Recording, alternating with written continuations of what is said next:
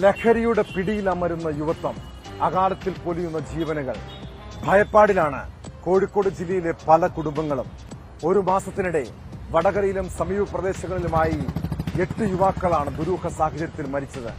3 ആഴ്ച മുൻപ് കൊയിലാണ്ടിയിൽ അമൽ സൂരി എന്ന യുവാവ്, ഈ പകൽ വടകരയിലും സമാന രീതിയിൽ 2 യുവാക്കളുടെ മരണം. അമിതമായ ലഹരി ഉപയോഗമാണോ ഇതിന് പിന്നിൽ? അടുത്തിടെ ഏറാമല, ഒഞ്ചിയം ഭാഗങ്ങളിൽ 5 യുവാക്കൾ മരിച്ച സംഭവത്തിലും നാട്ടുകാർക്ക് പല സംശയങ്ങളുമുണ്ട്. ഈ കേസുകൾ നിസ്സാരമായി കാണേണ്ടതല്ല. ലഹരി മാഫിയയിലേക്കും അന്വേഷണം നീങ്ങേണ്ടതുണ്ടോ? പോലീസ് പെട്രോൾ പരിശോധിക്കുന്നു. സ്വാഗതം.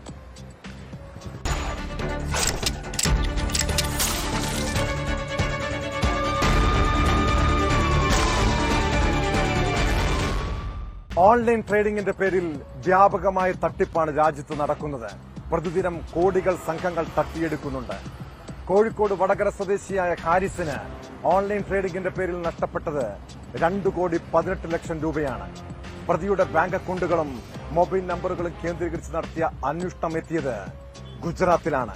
പിന്നാലെ അഹമ്മദാബാദ് സ്വദേശി ജയദേവ് വിദേശ് ഭായിയെ Kozhikode rural cyber crime police arrest ചെയ്തു. കേസിൽ 2 പ്രതികളെ നേരത്തെ പോലീസ് പിടികൂടിയിരുന്നു.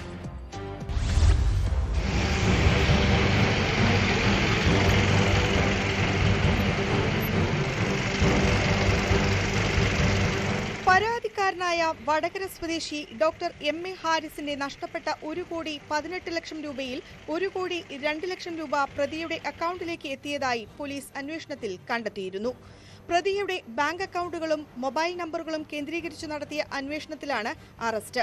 ജോലി ചെയ്തിരുന്ന ത്രിഭുവൻ ഇൻഡസ്ട്രിയൽ എസ്റ്റേറ്റിലെ കമ്പനിയിൽ നിന്നും ഗുജറാത്ത് പോലീസിന്റെ സഹായത്തോടെ സാഹസികമായാണ് അഹമ്മദാബാദ് നരോദ സ്വദേശി ജയദീപ് മിഥേഷ് ഭായിയെ പിടികൂടിയത്.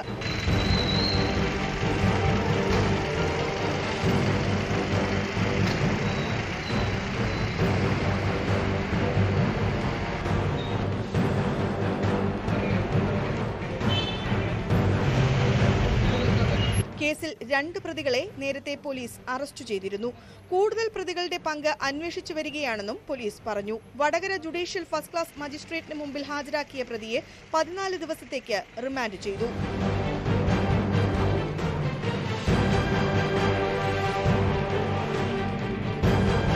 ന്യൂസ് 18 വടകര. ലോക്കൽ പോലീസും ക്രൈംബ്രാഞ്ചും CBIയും അടക്കം 3 ഏജൻസികളുടെ അന്വേഷണം.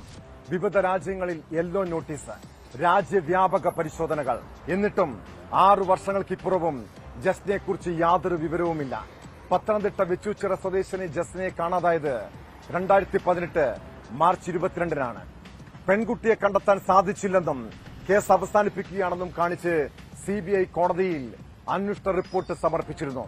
ഇതിനെതിരെ ജസ്നയുടെ പിതാവിന്റെ നിയമ പോരാട്ടം തുടരുകയാണ്. ജസ്ന ജീവിച്ചിരിപ്പില്ലെന്നും അജ്ഞാത സുഹൃത്തിനെക്കുറിച്ച് അന്വേഷണം വേണമെന്നുമാണ് പിതാവ് ജെയിംസ് ജോസഫിന്റെ ആവശ്യം. പിതാവിന്റെ ഹർജിയിൽ CBI അന്വേഷണ ഉദ്യോഗസ്ഥൻ നേരിട്ട് ഹാജരാകണമെന്ന് തിരുവനന്തപുരം CJM കോടതി നിർദ്ദേശം നൽകിയിരിക്കുകയാണ്.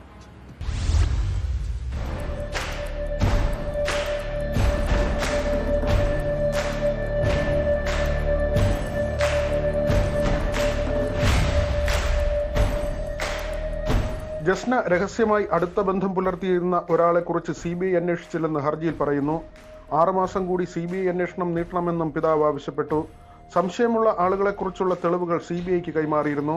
ജസ്നയെ കാണാതാകുന്നതിന് 1 ദിവസം മുൻപ് രക്തസ്രാവത്തെ തുടർന്ന് ആശുപത്രിയിൽ പ്രവേശിപ്പിച്ചിരുന്നു. ജസ്ന വീട്ടിൽ നിന്ന് പോകുന്ന ദിവസവും കടുത്ത രക്തസ്രാവമുണ്ടായിരുന്നു. രക്തം പുരണ്ട വസ്ത്രങ്ങൾ വീട്ടിൽ ഉപേക്ഷിച്ചാണ് ജസ്ന പോയത്. ക്രൈംബ്രാഞ്ച് DYSP ഈ വസ്ത്രങ്ങൾ വീട്ടിൽ നിന്ന് ശേഖരിച്ചിരുന്നു. വസ്ത്രങ്ങൾ ശാസ്ത്രീയമായി പരിശോധിച്ചാൽ കൂടുതൽ തെളിവുകൾ ലഭിക്കും.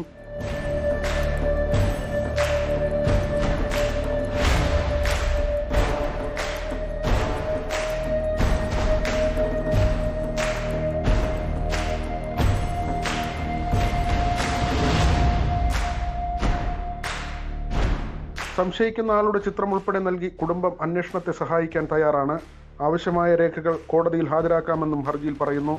എന്നാൽ വസ്ത്രം കണ്ടെടുത്തിട്ടില്ലെന്ന് CBI അഭിഭാഷകൻ പറഞ്ഞു. തുടർന്നാണ് അന്വേഷണ ഉദ്യോഗസ്ഥൻ നേരിട്ട് ഹാജരാകാൻ നിർദ്ദേശിച്ചത്.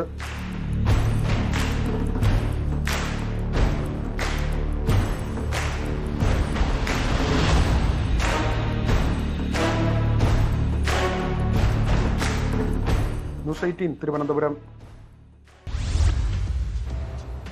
മകന്റെ മരണത്തിൽ കഴിഞ്ഞ 8 മാസമായി നീതി തേടിയുള്ള പോരാട്ടത്തിലാണ് കാസർഗോഡ് കുമ്പളയിലെ മുഹമ്മദ് ഫർഹാസിന്റെ കുടുംബം.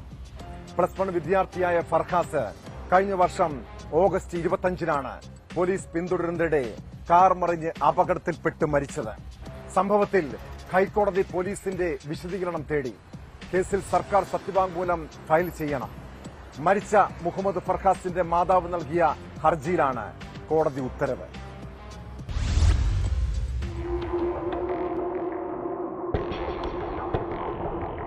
കുമ്പളയിൽ പോലീസ് പിന്തുടരുന്നതിനിടെ കാർ മറിഞ്ഞ് അങ്കടിമുഖർ സ്കൂളിലെ +1 വിദ്യാർത്ഥിയായ മുഹമ്മദ് ഫർഹാസ് മരിച്ച സംഭവത്തിലാണ് ഹൈക്കോടതി പോലീസിന്റെ വിശദീകരണം തേടിയത്. കേസിൽ സർക്കാർ സത്യവാങ്മൂലം ഫയൽ ചെയ്യണമെന്ന് കോടതി നിർദ്ദേശിച്ചു. മരിച്ച മുഹമ്മദ് ഫർഹാസിന്റെ മാതാവ് സഫിയ നൽകിയ ഹർജിയിലാണ് കോടതിയുടെ ഉത്തരവ്. പ്രതികളായ പോലീസുകാർക്കെതിരെ വകുപ്പ് തല നടപടിയും നഷ്ടപരിഹാരവും ആവശ്യപ്പെട്ടാണ് സഫിയ കോടതിയെ സമീപിച്ചത്. നേരത്തെ സഫിയയുടെ പരാതിയിൽ Kasaragod judicial first class magistrate കോടതി കുമ്പള SI ആയിരുന്ന SR Ranjith, CPOമാരായ T Deepu, P Ranjith എന്നിവർക്കെതിരെ IPC 304A വകുപ്പ് പ്രകാരം നരഹത്യക്ക് കേസെടുത്തിരുന്നു.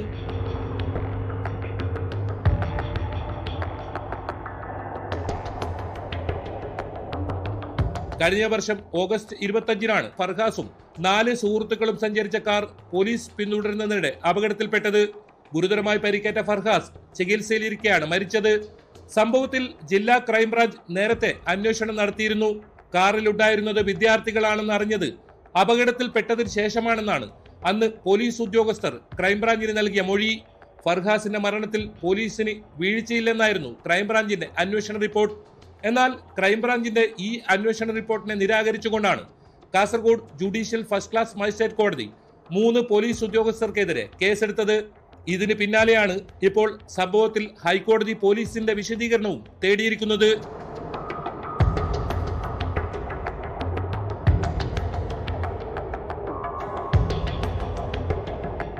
ന്യൂസ് 18 കാസർഗോഡ്. കോഴിക്കോട് താമരശ്ശേരിയിൽ അയൽവാസികൾ തമ്മിലുള്ള തർക്കം അവസാനിച്ചത് കയ്യാങ്കളിയിലും ആക്രമണത്തിലുമാണ്.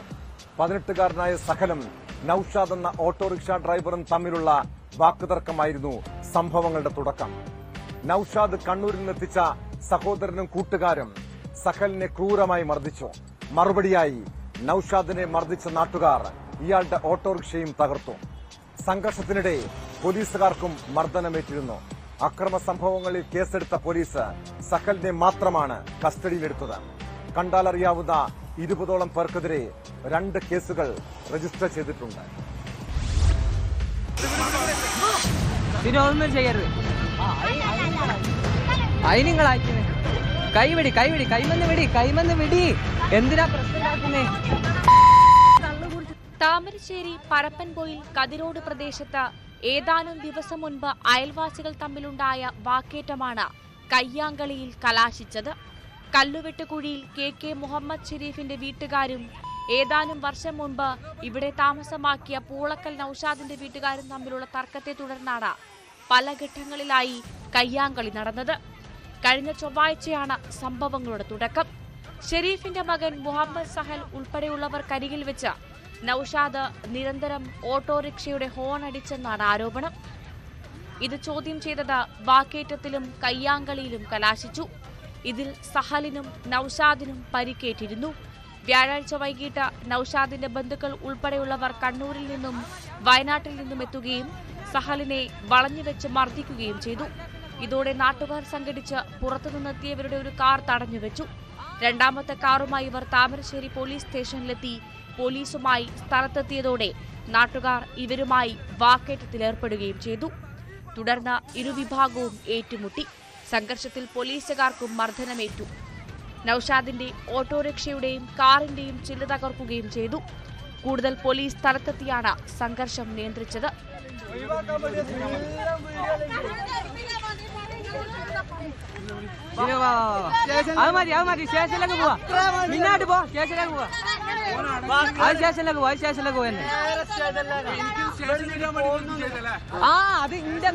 ഇരുവിഭാഗത്തിൽ നിന്നുമായി 9 പേർ ആശുപത്രിയിൽ ചികിത്സ തേടി.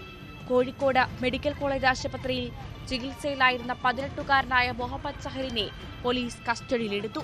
സംഭവത്തിൽ പോലീസിനെ ആക്രമിച്ചതിന് ഒരു കേസും നൌഷാദിന്റെ വീട് ആക്രമിക്കുകയും വാഹനങ്ങളുടെ ചില്ല് തകർക്കുകയും ചെയ്ത സംഭവത്തിൽ മറ്റൊരു കേസുമാണ് പോലീസ് രജിസ്റ്റർ ചെയ്തത്. 20ഓളം ആളുകളായാണ് കേസിൽ പ്രതി ചേർത്തത്. ചൊവ്വാഴ്ച സഹലിന് നേരെ നടന്ന അക്രമത്തിൽ പോലീസിൽ പരാതി നൽകിയെങ്കിലും കേസെടുത്തില്ലെന്ന ആരോപണമുണ്ട്. പിന്നീടുള്ള അക്രമത്തിലും ഒരു വിഭാഗത്തിന്റെ പരാതിയിൽ മാത്രമാണ് കേസെടുത്തത്.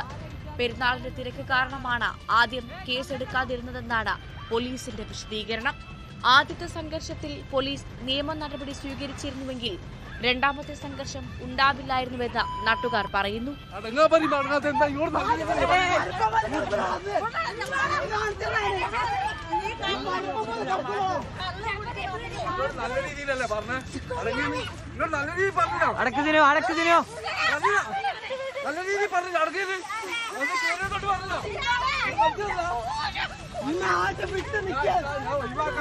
ന്യൂസ് 18 താമരശ്ശേരി. ഇരുചക്ര വാഹനയാത്രക്കാരുടെ ശ്രദ്ധയ്ക്ക്, നമ്മളൊക്കെ സാധാരണ ബൈക്കിലും സ്കൂട്ടറിലും എത്തി കടകളിലോ ATMിലോ കയറുമ്പോൾ ചിലപ്പോൾ വാഹനത്തിന്റെ താക്കോലെടുക്കാൻ മറക്കാറുണ്ട്. കൊച്ചി നഗരമധ്യത്തിൽ ഈ പകലൊരു സ്കൂട്ടർ മോഷണം പോയ വാർത്ത ഒന്ന് കണ്ടു നോക്ക്. കലൂരിൽ യുവാവ് സ്കൂട്ടറിൽ താക്കോൽ വെച്ചാണ് ATMിൽ പണമെടുക്കാൻ പോയത്. തിരികെ വന്നപ്പോൾ സ്കൂട്ടറില്ല. തൊട്ട് സമീപത്തു നിന്നെത്തിയ മോഷ്ടാവ് ബൈക്കുമായി കടന്നു കളയുന്ന ദൃശ്യങ്ങൾ പുറത്തു വന്നിട്ടുണ്ട്. ന്യൂസ് 18 ക്യാമറമാൻ ശ്യാംലാലിന്റെ ഇരുചക്ര വാഹനമാണ് മോഷണം പോയത്. ഈ വാഹനത്തിലെത്തിയാൽ അമ്പലമുകളിലുള്ള പമ്പിൽ നിന്ന് പെട്രോൾ നിറച്ച് പണം കൊടുക്കാതെ മുങ്ങിയതായും പരാതിയുണ്ട്.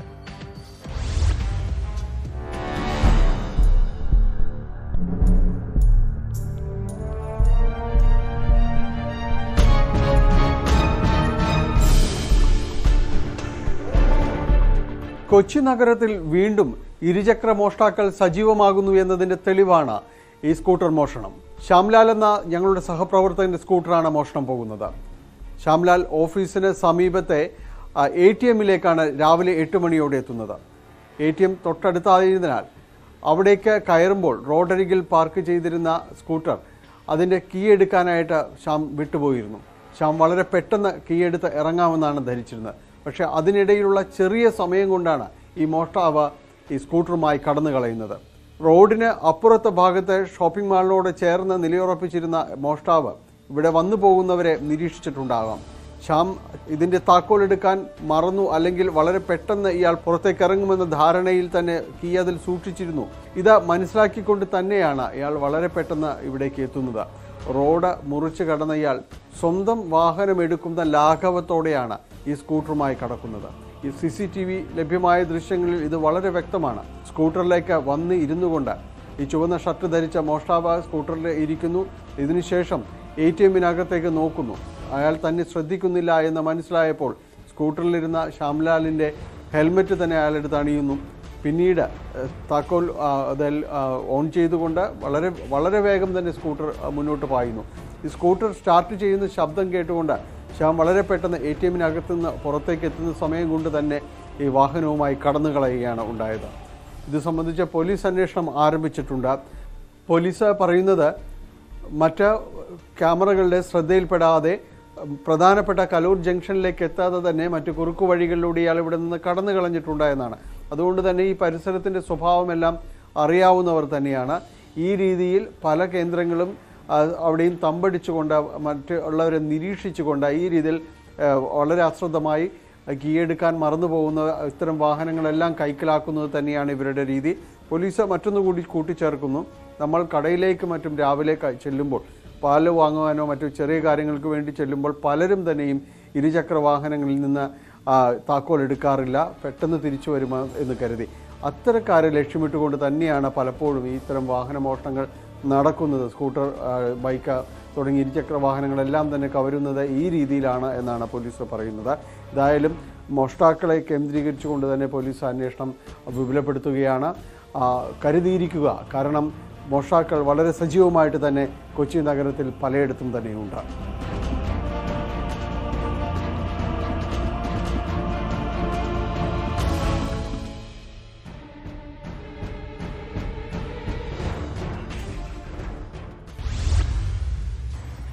രാത്രിയൊന്നോ പകലൊന്നോ വ്യത്യാസമില്ലാതെ മോഷണ സംഘങ്ങൾ നാട്ടിൽ വിലസുകയാണ്. മലപ്പുറം എടപ്പാളിൽ പട്ടാപ്പകലാണ് ഗർഭിണിയെ കസേരയിൽ കെട്ടിയിട്ട് മോഷണം നടത്തിയത്. വട്ടംകുളം സ്വദേശി വിശാഖിന്റെ ഭാര്യ രേഷ്മയെ കെട്ടിയിട്ടായിരുന്നു കവർച്ച. 15 പവനിലേറെ സ്വർണ്ണാഭരണങ്ങൾ നഷ്ടപ്പെട്ടതായാണ് പ്രാഥമിക വിവരം. ഗ്ലൌസും മാസ്കും കണ്ണടയും ധരിച്ചാണ് മോഷ്ടാവ് വീടിനകത്ത് പ്രവേശിച്ചത്.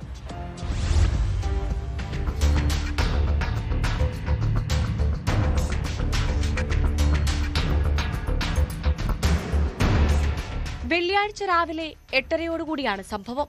ഗർഭിണിയായ രേഷ്മയെ കസേരയിൽ കെട്ടിയിട്ട് ശരീരത്തിൽ ധരിച്ച സ്വർണ്ണാഭരണങ്ങളും ബാഗിൽ സൂക്ഷിച്ചിരുന്ന ആഭരണങ്ങളും കവരുകയായിരുന്നു. സംഭവ സമയത്ത് അശോകൻ വീട്ടിലുണ്ടായിരുന്നില്ല. വിശാഖ് മുകളിലത്തെ മുറിയിൽ ഉറങ്ങുകയായിരുന്നു. അമ്മ കുളിമുറിയിലായിരുന്നതിനാൽ അവരും മോഷണ വിവരം അറിഞ്ഞില്ല. 15 പവനിലേറെ സ്വർണ്ണാഭരണങ്ങൾ നഷ്ടപ്പെട്ടതെന്നാണ് പ്രാഥമിക വിവരം. ഗ്ലൌസും മാസ്കും കണ്ണടയും ധരിച്ചാണ് മോഷ്ടാവ് അകത്ത് പ്രവേശിച്ചത്. അമ്മ കുളി കഴിഞ്ഞ് പുറത്തിറങ്ങിയപ്പോഴാണ് മരുമകളെ കസേരയിൽ കെട്ടിയിട്ട നിലയിൽ കണ്ടത്. ചങ്ങരംകുളം പോലീസ് സ്ഥലത്തെത്തി അന്വേഷണം തുടങ്ങി.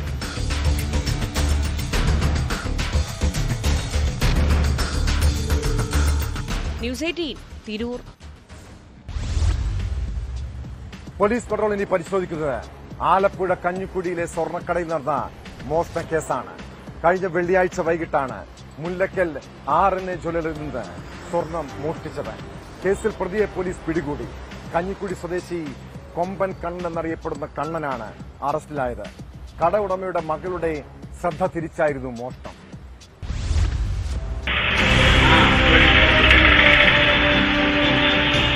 വെള്ളിയാഴ്ച വൈകിട്ട് 5-ന് മുല്ലക്കൽ RNA ജ്വല്ലറിയിലാണ് മോഷണം നടന്നത്.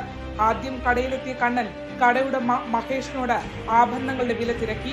പിന്നീട് ATM-ൽ പോയി പണമെടുത്തു കൊണ്ടുവരാമെന്ന് പറഞ്ഞ് മടങ്ങി. ഈ സമയം മകളെ കടയേൽപ്പിച്ച് മഹേഷ് ചായ കുടിക്കാനായി പുറത്തേക്ക് പോയി. തുടർന്നാണ് പ്രതി മോഷണത്തിനായി കടയിലെത്തിയത്.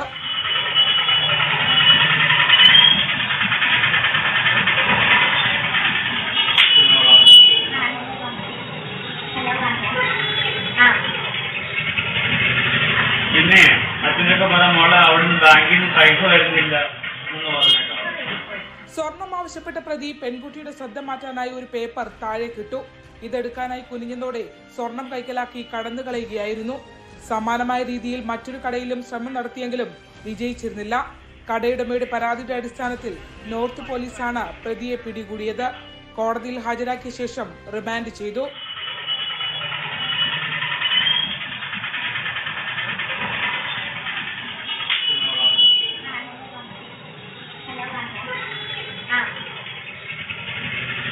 പിന്നെ അച്ഛനൊക്കെ പറയാം മോളെ അവിടുന്ന് ബാങ്കിൽ നിന്ന് പൈസ വരുന്നില്ല എന്ന് പറഞ്ഞേക്കാം. ന്യൂസ് 18 ആലപ്പുഴ. മോഷ്ടാക്കൾ പല രൂപത്തിലും ഭാവത്തിലും എത്താം. ഇടുക്കി കുമ്മളിയിലെ മൊബൈൽ ഷോപ്പിൽ നിന്ന് മൊബൈൽ ഫോൺ കവർന്നയാളെത്തിയത് വിനോദസഞ്ചാരി എന്ന പേരിലാണ്. ഷോപ്പിൽ നിന്ന് ആഡംബര ഫോണുകൾ മോഷ്ടിച്ച തമിഴ്നാട് സ്വദേശിയായ വിനോദസഞ്ചാരിയെ പോലീസ് അറസ്റ്റ് ചെയ്തു. സ്വകാര്യ ബാങ്ക് സെയിൽസ് മാനേജരും തൃച്ചി സ്വദേശിയുമായ ദീപക് മനോഹരനാണ് പിടിയിലായത്. ഫോൺ വാങ്ങാനെന്ന വ്യാജേന എത്തിയാണ് ഇയാൾ മോഷണം നടത്തിയത്.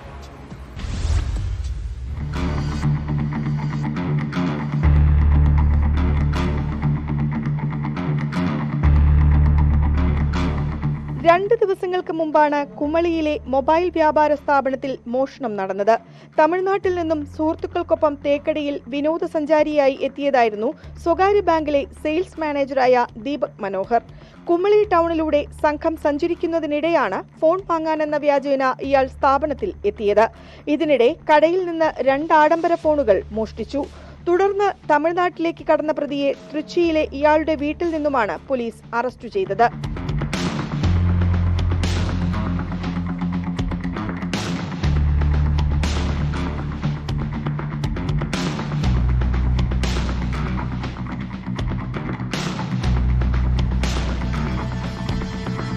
മോഷ്ടിക്കപ്പെട്ട കണ്ടുവയ്ക്കപ്പെട്ട 2 ഫോണുകളും വീട്ടിൽ നിന്നും പോലീസ് കണ്ടെടുത്തു.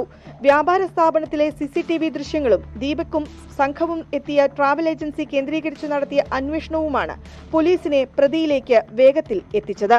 പ്രതി സമാനമായ മറ്റു കേസുകളിൽ ഉൾപ്പെട്ടിട്ടുണ്ടോ എന്നും പോലീസ് അന്വേഷിക്കുന്നുണ്ട്.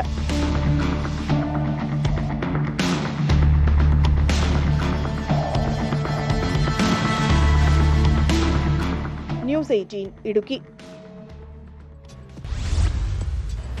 പോലീസ് പട്രോളിൽ പോകുന്നത് ബംഗളൂരുവിലേക്കാണ്. ബംഗളൂരുവിലെ രാമേശ്വരം കഫേ സ്ഫോടന കേസിൽ ഒളിവിലുള്ള മുഖ്യ ആസൂത്രകൻ ഉൾപ്പെടെ 2 പ്രതികൾ കൂടി പിടിയിൽ. പശ്ചിമ ബംഗാളിലെ ഒളിത്താവളത്തിൽ നിന്നാണ് ഇരുവരെയും NIA സംഘം പിടികൂടിയത്. അബ്ദുൾ മദീൻ താഹ, മുസാഫിർ ഹുസൈൻ എന്നിവരാണ് അറസ്റ്റിലായത്. അബ്ദുൾ മദീൻ താഹയാണ് കേസിലെ മുഖ്യ ആസൂത്രകനെന്നും രാമേശ്വരം കഫേയിൽ IED വെച്ചയാളാണ് മുസാഫിർ ഹുസൈൻ എന്നും NIA വ്യക്തമാക്കുന്നു.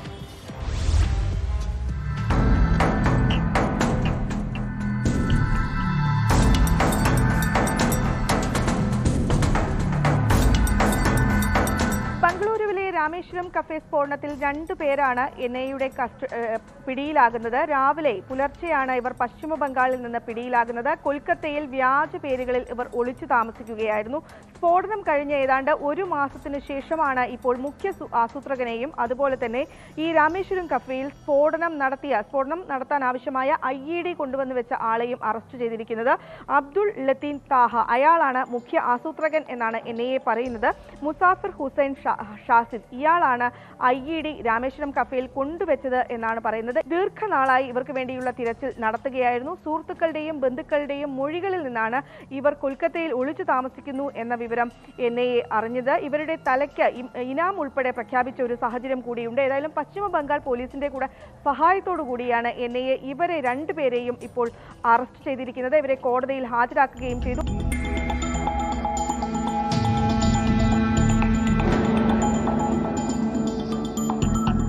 പ്രതികൾക്ക് വിദേശത്ത് നിന്ന് ഈ സ്ഫോടനം നടത്തുന്ന സമയത്ത് വിദേശത്ത് നിന്ന് നിർദ്ദേശങ്ങൾ ലഭിച്ചിരുന്നു എന്നും NIA സമ്മതിക്കുന്നുണ്ട്. ഏതായാലും അതിൽ വിദേശത്ത് ആരായിരുന്നു അതിന്റെ പങ്കാളി എന്നതുൾപ്പെടെയുള്ള കാര്യത്തിലേക്ക് വിശദമായ അന്വേഷണത്തിലേക്ക് കടക്കേണ്ടതുണ്ട്. ഏതായാലും അതുമായി ബന്ധപ്പെട്ട അന്വേഷണം വരും നാടുകളിൽ തുടരും എന്നാണ് നമുക്ക് മനസ്സിലാക്കാൻ സാധിക്കുന്നത്.